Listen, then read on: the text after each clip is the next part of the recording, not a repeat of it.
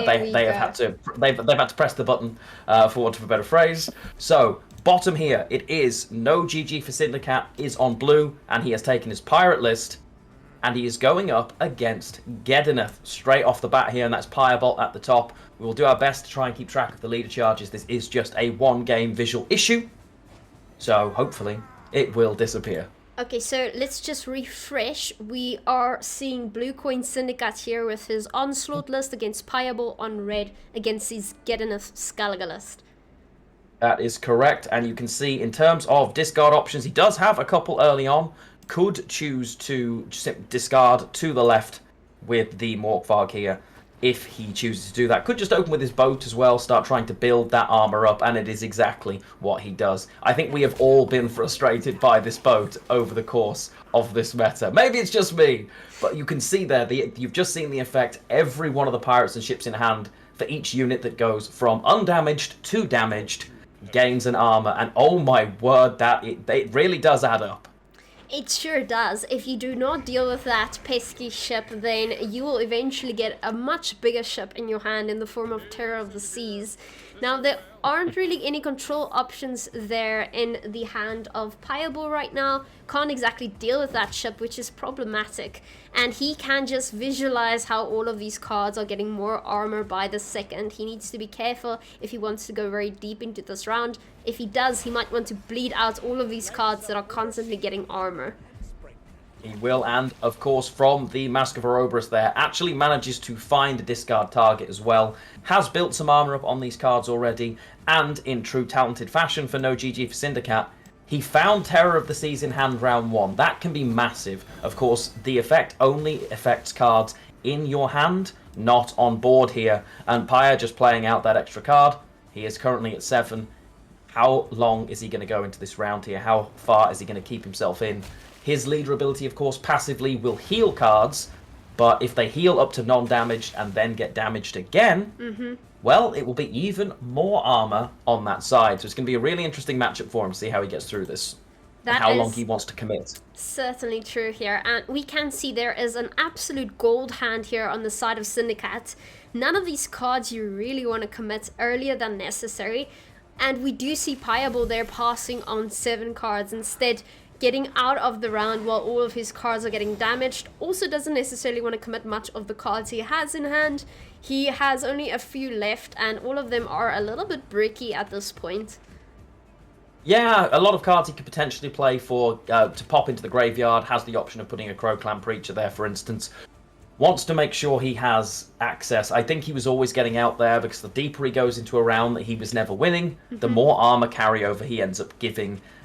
We see the Darren jump into hand here, so we'll be able to grab that Morkvarg. Or maybe the Crow... Oh, no, the Crow Mother's in hand. Never mind. Will not be able to ship that. But has multiple cards here he can effectively play while being bled to grab some carryover. Short rounds can be in his favour, or have the potential to be in his favour, if he can Fukusha back something really useful. So it's going to be interesting what we see here. Of course, into the bleed, you're always going to get the first crack on crate to get that armor value and be a really threatening engine. On Paya's side, well, his list does run a heat wave, and he has not found it. That's very unfortunate because Krach on Crate is a very nice heatwave target, especially since it's often the card that you're going to get out of the graveyard and play a second time with Fukusha. Instead, he is going to have to hope he perhaps draws into it with the Sunset Wanderer eventually, or he's just going to have to go into round 3 hoping to find it for the next Krachan crate. He's starting off with his little Fukusha. I keep saying that. That's an odd nickname to have for a little harper. It's a little Fukusha if you want to see it that way. But he can, of course, pair it with the Mushy Truffle, which is going to make for nice carryover into a round 3 anyway. Yeah, it's for me the passive of Crack is really scary to leave on the board because obviously all of your cards have armor. If you're going to play them next to it, they will only lose armor while your cards are the ones that end up damaged. So it's gonna be really interesting to see how he navigates around against Crack now that he can't effectively stop this armor generation constantly. But will Kerpeten go deep enough, and will he Kerpeten? Now that's me doing it. Will NoGGforSindikkat allow his Sunset Wanderer to come out here? in the next turn? That's going to be the question for me. How far does he want to go? He's going to want to bleed here. I think he's going to want to see that Geddineth, especially as he's not running Heatwave himself. I mean, if you can't actually deal with Geddineth because you don't have your own Heatwave in a long round without having seen Mushy Truffle yet, with all the Crowclan Preachers still being viable, it's almost a death sentence to go for a long round against Pajabol at this point. And there's the Geddy. I love this. Out. Wow. And it's a great time for the Geddineth because it keeps him ahead. Yes. It's the best time to play it because if you wait too long, we've all been guilty of it. Try and hold it, try and hold it, try and hold it. And by the point you do, you're in trouble, which is not ideal. So, takes the damage onto that, makes it the lowest unit, and therefore kills it with the passive effect, costing himself absolutely nothing. Really nice and simple for Kerpeten. Again, with that NoGGforSindikkat. I'm just going to call him NoGG. It's much easier. We see the Wanderer come out, and that is a heck of a lot of tempo in a single turn. Went from a point behind to 20 points ahead. I mean, yeah, that's quite a bit. It's very shocking. This Onslaught list does have tempo. It's one of the big ops of this deck. It just has so much when you need it most, and that's why it's so strong in a short round particularly. Though we just see significant carryover at this point. If we had NoGG pass, he's going to take that Terror of the Seas into a short round, and that's going to be scary. We also have Morkvark still on the side of NoGG, meaning it is going to take down that Sunset Wanderers when it comes out eventually, so it's not exactly a threat either.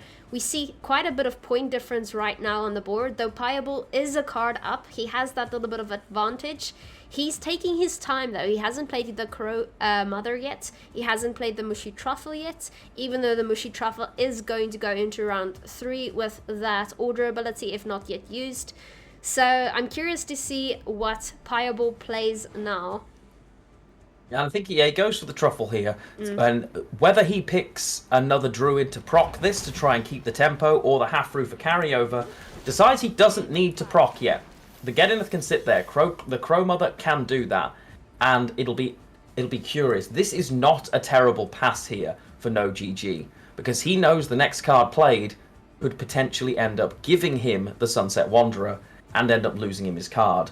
He may want to wait, but it would be really curious to see because he's in a good spot. He can push and push and push here if he really wants to, but how long can he push without losing his card is the big question for me. And he does take that pass knowing this is the turn he was going to get it, hoping to get as much as possible. He was never keeping his card from this moment. So to get the Sunset Wanderers and a pass without losing the card is going to feel pretty good for him. Also gets Geddineth.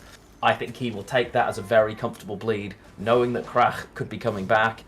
He has to find his own Fukusha, of course, to get it back, though. So it's going to come down to those top decks.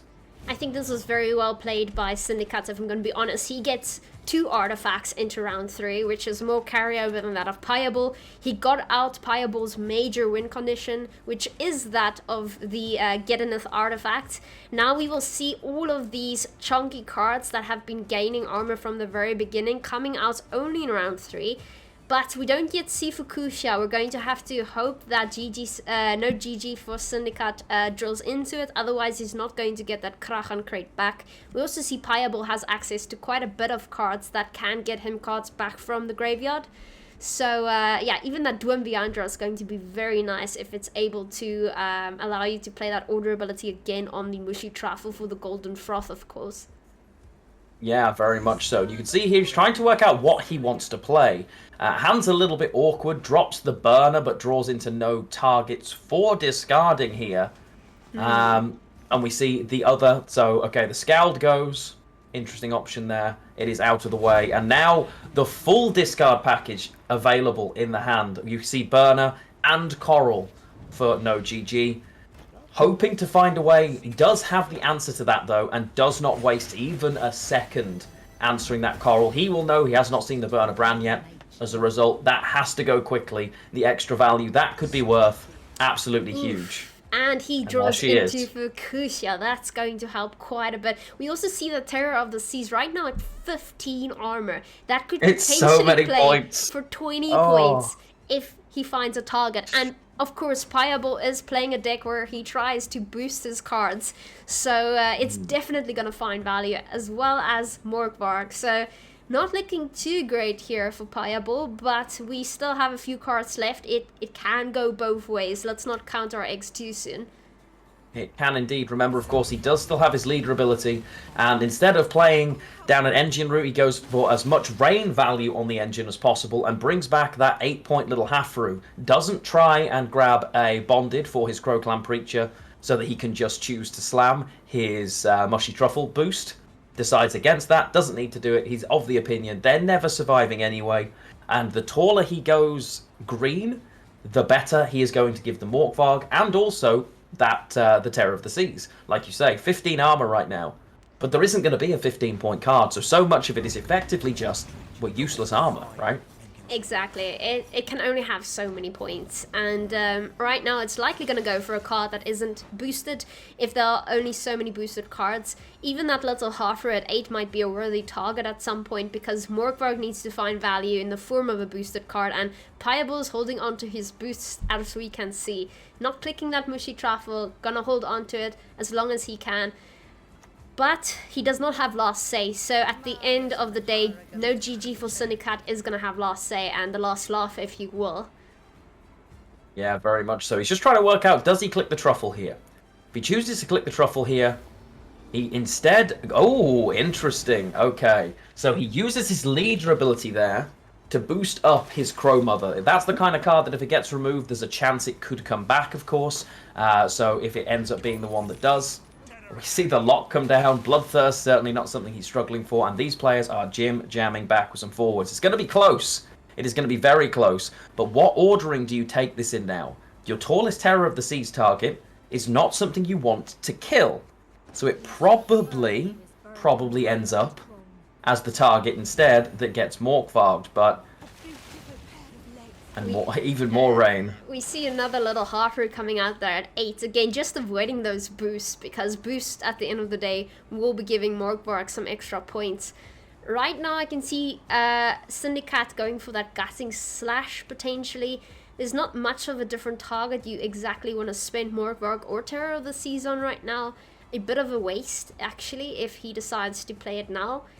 Then again, what is he going to get out of Pajabol? Pajabol now having to decide between using the Mushy Truffle with Dwimviandra or going for Bride of the Sea.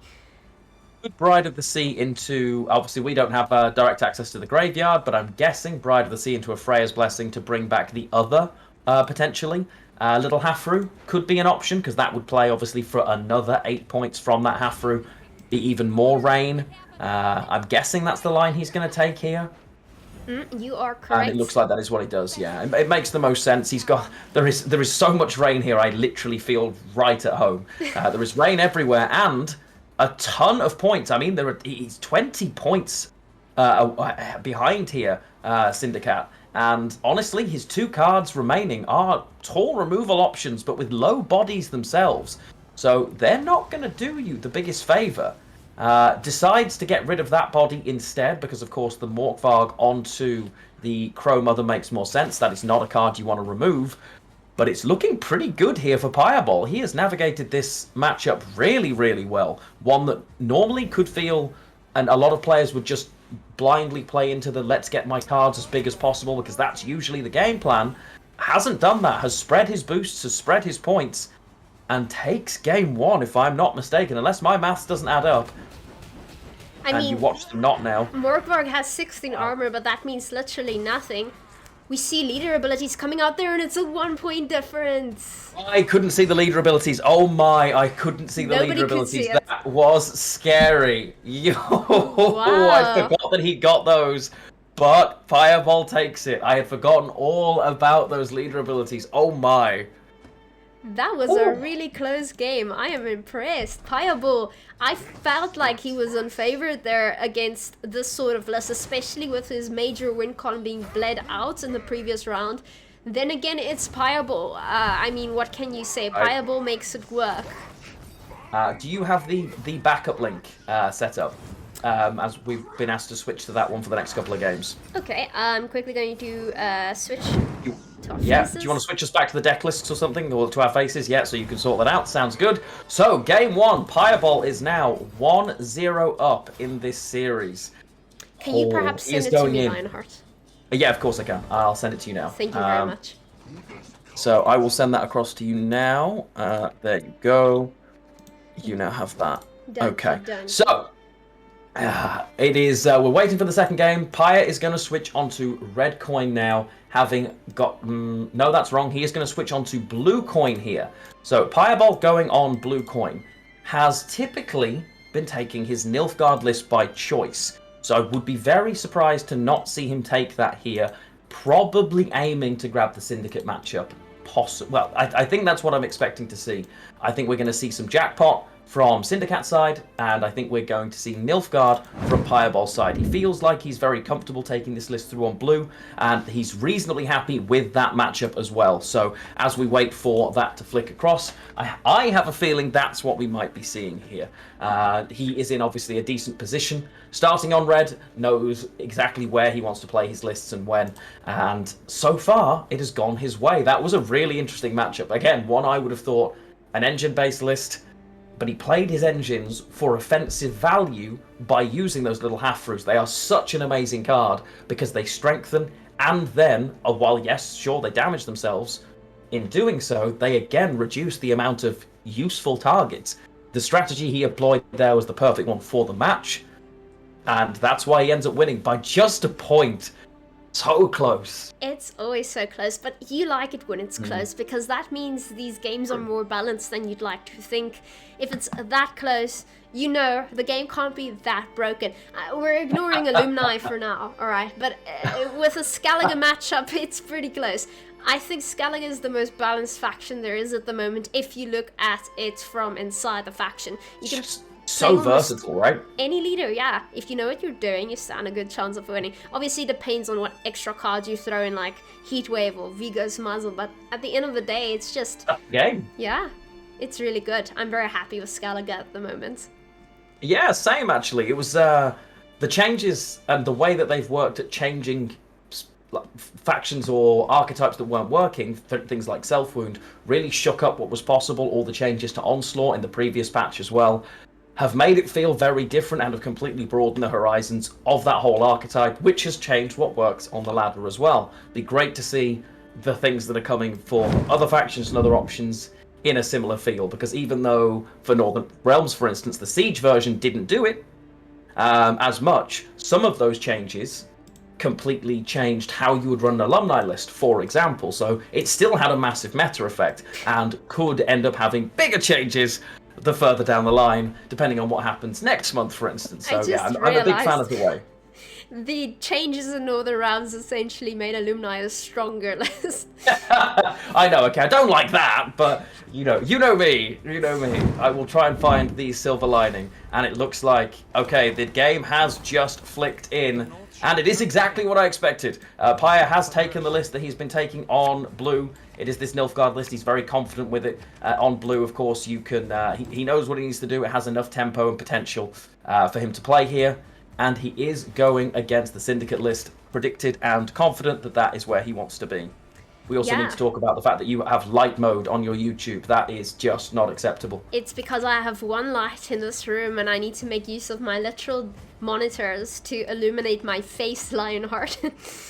Oh dear. It's a blessing and a curse. So we'll go with both. We'll go with both. As we can see, the hands and the mulligan phases here. A King of Beggars sat in hand for Syndicate does not make for a good round one, because any of the spends that happen in this round will not reduce his counter. Fortunately for him, there are very few that he would do. There are very few tributes in his hand.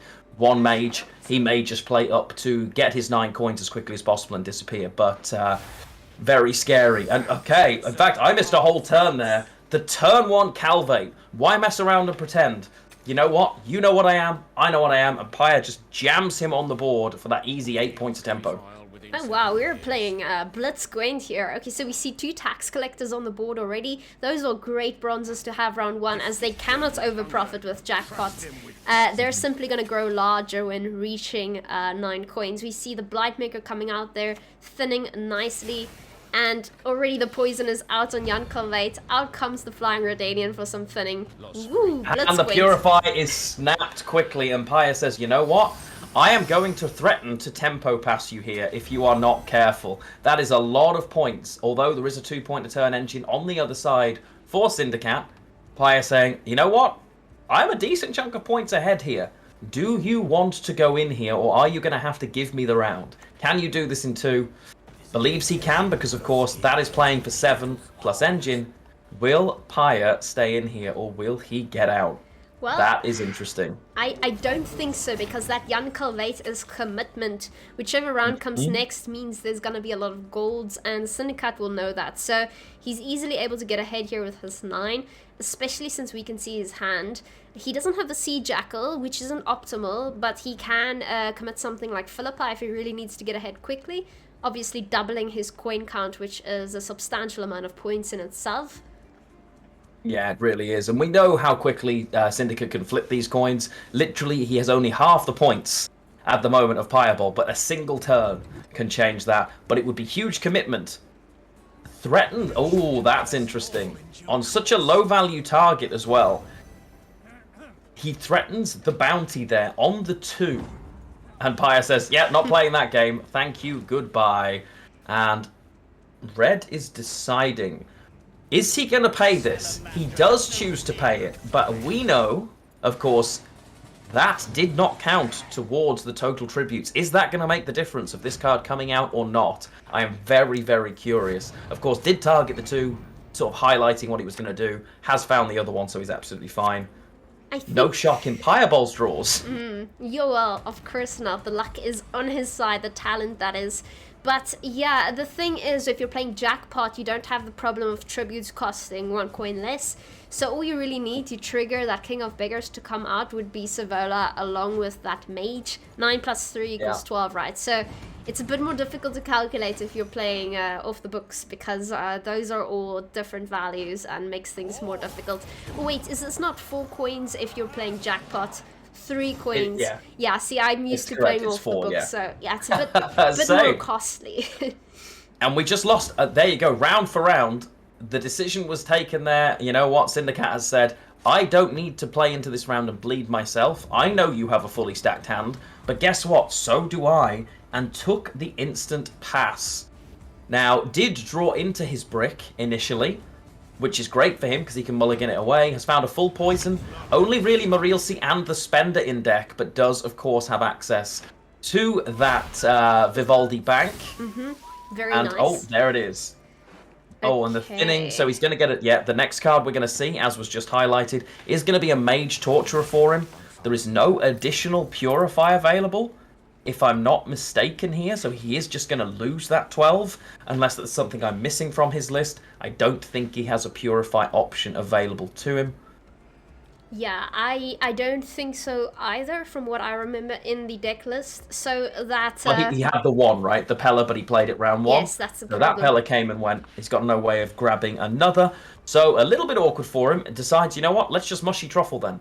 He is going to probably set himself up some coin generation. I wouldn't be surprised if we saw that, because, of course, one of the problems for this matchup for Nilfgaard is, if you want to play your opponent's cards, well, a lot of them require coins to get their provision value. So he really wants to get those as quickly as he can. Yeah, it's rather scary though with the Dax Collector, because, yeah, Arte Terra Nova, if it gets a nice target, you can easily play Savola yourself. You can even get the Frightener if you get a Spying Tag on its play, your Coup de Grace, get another Frightener. It's quite scary what this list can do if you get your targets. Now, Syndickat will be well aware of that. If he can hold on to those costly golds as long as possible, that would help. For now, he's going to go for some removal. Gets a bunch of coins as well because he killed a 1-point card there. He didn't kill the Illusionist, interestingly enough. No, chose not to kill the Illusionist, even though that would have overprofited and then could have killed it. And Paya is running 2 Illusionists. I know he's already seen one of them, but there was the potential that that could have hurt. Has now given Junior as a potential option from that Arto Terra Nova, which could end up being pretty painful. You can also see the choice of card location is pretty important. He is not playing 3 cards consecutively in a row, except for the poison card on the front, so that he can play around that potential mage from the other side, this one here, to try and minimize that damage. He's never going to hit the poison target, because, well, why would he? He reduces his damage, so instead goes down that route instead. It's one of the reasons you were seeing him play, using Mushy Truffle, not just for its own value, but for its ability to break up units as well. Which is really interesting to see. Really cool. Yeah, it's quite nice being able to break up units in that way. I remember the first time stratagems were used to break up units, when Nilfgaard and Syndicate started killing cards next to each other. You've got the Tavern Brawl and all that, so it's quite interesting that you're able to do it that way, and we could always do it, interestingly enough. We just never did until it was necessary. Oh, wow. Professor a really early leader out. from Pyre there. He leaders at 7 cards and goes, you know what, and finds the Professor. I mean, there weren't too many bad options, but that is a particularly decent one. I suppose the only downside, he won't overprofit from these coins. So he is reliant on either copying and creating a spender. Well, that's not going to happen anytime soon, I wouldn't imagine. He's not going to give him that choice, and there's no Sea Jackal anyway. And Syndicate taking back his own card. So he now has the tax collector on his side, gaining coins from it. Yeah, Pajabol won't have to worry about overprofiting. He just goes for Philippa instead. I was hoping he did this. You know what? Anything you could do, I could do better. And Pyre says, no, my Philippa. And we see it flip straight back. One of the dangers in this matchup, of course, Coup could have taken the Coup for, in theory, more points by getting rid, but doesn't do that. And instead takes the Philippa, spends the coins really effectively, forcing that freak show to come out here. Yeah, knowing it won't survive very long, so using that leader ability now and just going and spending a lot of those charges on the horse on freak show. He will have Siggy later on if he needs to accumulate more coins to pull that Savola off, of course. So there's no worry about overspending now. He uses 1 charge on Professor, getting it down to 4 coins, maybe to play his own Professor on it. And I there would we imagine see so, the steal. Yeah, lovely little lineup there with that steal. We know, as you've just predicted, what realistically is coming next. Everybody was prepared, and that's the reason, as you say, we saw the leader there. This card can have so much tempo, the freak show, provided you have the coins, but leaving it there for an extra turn was probably never going to end well. And that is why it makes sense to grab and steal that. Of course, this poison is still sat here as well. Syndicate just keeping that in his back pocket, a lovely 15-point tempo swing when he needs a turn to not commit, and that's exactly what he chooses to do now, and the score, all of a sudden, looking just a little bit closer. Yeah, it's a lot closer now, all of a sudden, and Yennefer doesn't really have a lot of options either here on Pajabol's side. He's going to have to decide whether he wants to go for Brothens, potentially.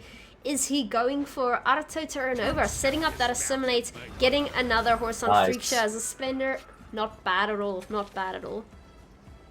And choosing currently potentially not to use it because he's not worried about removal. Professor exists and in theory could tribute to ignore armor to kill it, but he doesn't currently have the coins to do so, which is really, really interesting. So he's just held it even though it's his only potential spender. Marilsi did, as you just saw, but he hasn't got it. Could try and bank for it, but he'll only see 5 of 8 cards.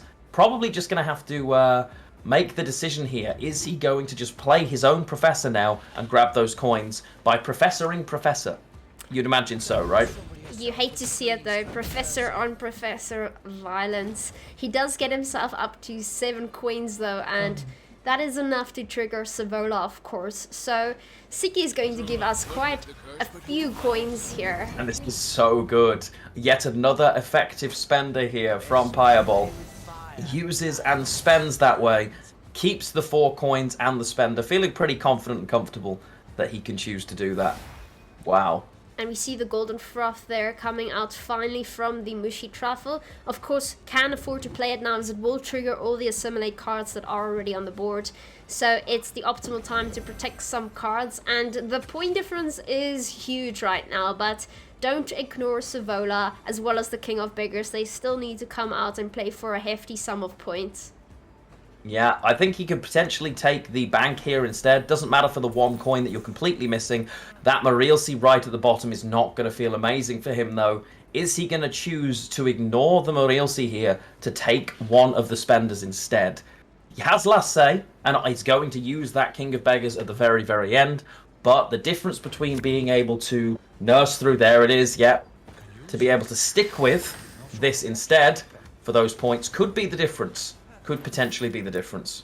Oh, and bribery what a gives bribery. another... What Are we going to a kill the bribery. professor again? Ooh, Yeah, Pajabol doesn't it? wins. What a bribery. Wow. Forfeit coming in from Syndicate. Pajabol taking it again. Now we're already 2-0. Pajabol could be going for a 3-0 here. Or we could see a reverse sweep potentially, but Pajabol is on a roll. He wants to get back into the Masters, I suspect. He does indeed. I've just been told there is a bit of a delay between the third game. It looks like there's a delay of up to sort of, I think 20 minutes or so. I'm just going to double check that while you go through what just happened. Yeah, well, it seems that Nilfgaard was playing its second professor. Syndicate was not happy with that and came in with a quick forfeit, quickly calculated that he would not be catching up at this rate. And I mean, it's true, we could see in Pajabol's hand there was Yennefer's Invocation ready to just steal the biggest card. It wouldn't have gone down well there for Syndicate. So in a long round, it seems Nilfgaard still has the upper edge if it's able to take control of the board quickly and promptly. Yeah, something we've seen consistently through the course of the day. The Nilfgaard player has traditionally been taking that matchup on blue. Syndicate trying to do Syndicate things on red coin because that's what it wants. Ends up queuing that matchup consistently. And you would, in your head, Syndicate's amazing, it's going to do so well. But whether it has been jackpot, whether it has been off the books, well, it has ended up with Nilfgaard winning on blue coin in most, if not all, of the matchups I can see throughout the course of the day here with the very best players at the very top of this. So, Paya currently 2-0 up, and I'm just waiting on hearing if that break is, if there is an issue there or what's happening. That's perfectly fine. Yeah, well, while we wait, of course, we can discuss potential options here. I hear music in the background, but perhaps this is where things went wrong, if... Oh, okay. I think it might... Okay, the game is up, but I've just been told that there's a... I don't know. You know what? I have no idea. Let's just watch it and go from here. No problem. So, we do see Pajabol taking his... Okay, is that just my end? No, we are still going. Yeah, we're still in. Okay, so Pajabol just needs to take his Alumni list through, which happens to be one of the strongest decks there is in the meta. So it's not on blue coin, but he doesn't need it. He doesn't even have Letitia, so there's not really a lot of things worth protecting, and what needs protection can easily be given a quick zeal with a leader charge. We see Syndicate here on blue coin with his onslaught list. He has to plan a potential reverse sweep in his mind, and he decided that Skellige on blue is the best way to start this off. Yeah, and knowing, of course, that it is going to be Alumni he's facing, it's a bit of an awkward matchup for the Alumni player, because removal is king against Alumni. Exactly. If you can't get those mages to survive long enough, the Alumni can't have bragging rights, and they won't have a lot of removal or boost themselves. So if you can pilot Onslaught well enough to just get rid of them, you're in an extremely good position. And yeah, this list is going to prove a bit of a challenge here for Pajabol, but I'm sure he is ready for it. I'm sure he is. And this game, it was just an issue with one of the cast, for not the one we're using, so we are all good. Delay cancelled. Happy days. That's awesome news. Okay, and we do see Rafert's Vengeance coming out there, the first Siege Engine, but no Siege Masters in hand yet, so we're going to have to see them come out later with another Siege Engine, hopefully. Yeah, quite possibly. Now, the Rain is clicked and used here. Is he going to use a leader charge and pair to remove that student early? Or is he going to decide to leave it and just let it be damaged, potentially deciding to lock it later? I'm curious to see what Syndicate does here. I tend to tunnel focus and kill those as quickly as possible. I'm curious to see if he does the same thing or not. Yeah, me too, and I think it's a wise choice. Honestly, the Rain's just going to finish it off now. That Barnard student going into the graveyard, and that's one mage less you have to worry about for those Alumni later on. Yeah, completely. Alumni, as weird as it can sound sometimes, doesn't mind being on blue coin. The red coin option here for Paya Maybe not perfect, because you don't have that stratagem to protect one of those crucial round 1 engines. Obviously, you can Amphibious Assault and protect one, as we've just seen, as well as really nice placement to get the extra point value as well, but it is a little bit difficult now protecting that additional student, whereas before, of course, could have had both. Yeah, and we do see Rafa's Vengeance getting a swift lock over there, which is interesting, as the mage with the lock would also have been nice, and you could technically just kill Rafa's Vengeance with Junode, but perhaps that's not the goal for Syndicate just yet, to commit something like Junode this early. Already he can take out another mage there on the range row if he truly wanted to. He does have a leader charge, he does have the bows in hand. He decides to go for another little half row, and we don't see that leader charge coming out yet. No, deciding to hold on to them. The patience value on that one quite low. Pyre instantly responds and protects with the winch. While the winch, of course, can sometimes it brings down a cooldown. This deck doesn't have too many ways to benefit from that, and the one realistic one is already locked. But the boost on one of those engines can end up saving it and be game winning, which is really good for him. Yeah, and he actually allows the Sunset Wanderer to come out there, draws into Terror of the Sea, something you really need in hand for it to really accumulate value into later rounds. Margarita is finally played there on the ship that only has 1 point left. I suppose it's just a card to have to play effectively. Yeah. There aren't too many onboard engines. The melee ship would have been really nice as a target for that potentially, but does have, of course, the option of just using the muzzle on that. His hand looking a little bit unideal, though, really, for Pajabol. The cards he's got left, not really the ones he wants to be playing as this goes forward. I mean, Syndicate could play another card here, but also probably doesn't want to commit any of these either. The burner is really risky, because if he draws into 2 more gold cards, he is throwing everything away. Crack this early could potentially end up, it's good, but it's only boosting 1 ship right now. Not ideal, and a bit late into a round that could end up being muzzled. So we see Junode being committed, getting rid of that ranged mage, and we also see the location being clicked there to boost the cards to the right and the left. We're going to see another mage come out, of course, and that mage is going to continue to accumulate patience, which is going to help later on. Though Syndicate is really ahead here. He does have the option of trying to get out, but he doesn't seem I suppose to the want risk. to. It's risky against the Alumni because now Zeal is there. The melee student is at 5. The range student is at 4. He takes the pass because he has no other choice. But as you say, it's a big gap right now. It is a big gap. Chapter of Wizards is just a roll on what you might find and may not be useful. It could be a case here where he ends up having to practice makes perfect one of his cards, but that isn't ideal with so little patience clicked either. So it's a little risky. Goes for the full value muzzle, and which one is he going to turn off? That's going to be the question. Both of them, I suppose, in order to get out here in 1 card. Yes, so you that's can only see 5 damage. Yeah, a Barnard student at 5, Aratuza student at 4. Does he want to commit a leader ability? Yeah, he's going for a leader charge and letting that Barnard student grow to 7. Not bad if you're going to take that over into a later round. Doesn't necessarily need the Zeal, depending on what his strategy is going to be from here on forward. He's only got 1 Zeal target left, and that is, of course, the Selkirk. So the fact that he has it, it's everything he's going to need, right?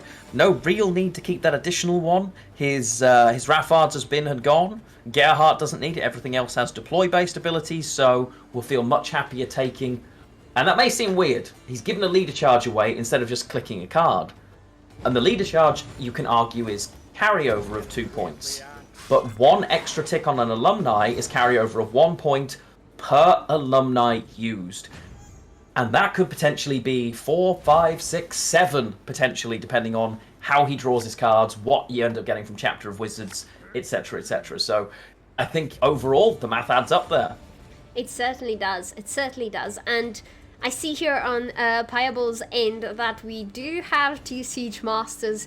Currently, no Siege Engine. Of course, one can be pulled, but those cards are going to be quite nice. Yeah, there you can see the Carabalista still in deck, ready to go. So that's not ideal for him. He's now got to use Amphibious Assault, effectively, for that Carabalista, and just hope that he finds his alumni from the cards that are drawn in place.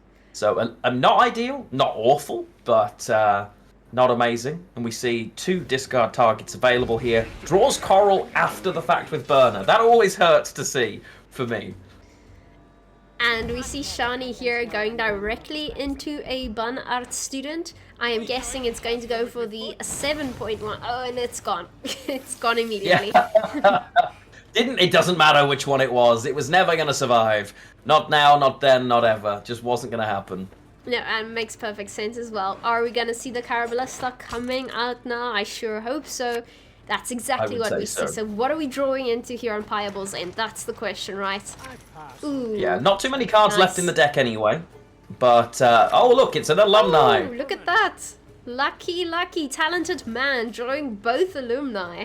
That is definitely something you'd like to see. There is still Istrid though. I mean, it always was an option to try and draw something else, but Istrid never survives for very long. No, that's very true. I mean, Istrid, the risk with killing Istrid is you don't have, even this list, which has a lot of removal, only has so much removal, right? Also worth noting, Syndicate, I am not seeing Fukusha, has missed the Fukusha, right? Oh, that's tragic. Yeah, no Fukusha here, but has also not played Crack for the first time yet. Runeword doesn't find an alumni, which is nigh on miraculous, but a Spellweaver with that hand is pretty great. There are 3 other mages that are going to be played still. It's a lot of points and gives you the option of lowering something else down, perhaps to combo that damage. Yeah, this is starting to look...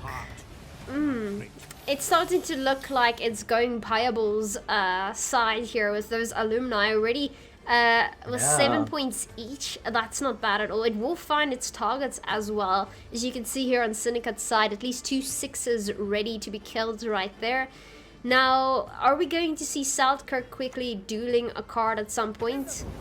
No, instead going directly for Krach on Crate, not using Southkirk on that. Not yet, that is. And I can see that, making the decision to do that, removes the armor from him, weakens him as much as possible, knowing that that is killable pretty quickly. The fact that it's on the melee row also means you're not going to be able to play that ranged boat next to it, unless you're not going to use the ranged boat, which is interesting placement choice from Syndicate there. Could potentially have played it on the back row, got that little bit of extra benefit from the ranged row boat, decide not to do it. Easy for Paya here, just drops an Istrid and he can float it. Of course, he was never really going to miss his cards while Istrid existed, but maybe it won't exist for much longer. You'd expect it just to vanish pretty quickly. Yeah, this is looking like Payabol's game here. He still has the click on the location. He has an alumni, Southkirk with the leader charge, and Gerard. Yeah. It's definitely going to be Payabol's game. Syndicate has Morkvarg that isn't really going to do much damage, and Terror of the Seas that's going to get 7 points maximum. That's not even cutting it right now, and Syndicate forfeits, giving Pajabol... Yeah, he says, you know what? Yeah, GG. 3-0ing Syndicate going into open number 1. Well played, guys. Well played. I mean, Pajabol being Pajabol, decided, well, it was busy last weekend. There are not many players in the competitive scene who would actively not take a qualifier, jump straight into the next one, not take anything from the, in terms of list that has changed the lists, and sail straight through the winner's bracket. That is Pajabol in a nutshell, and fair play to him. That is incredible.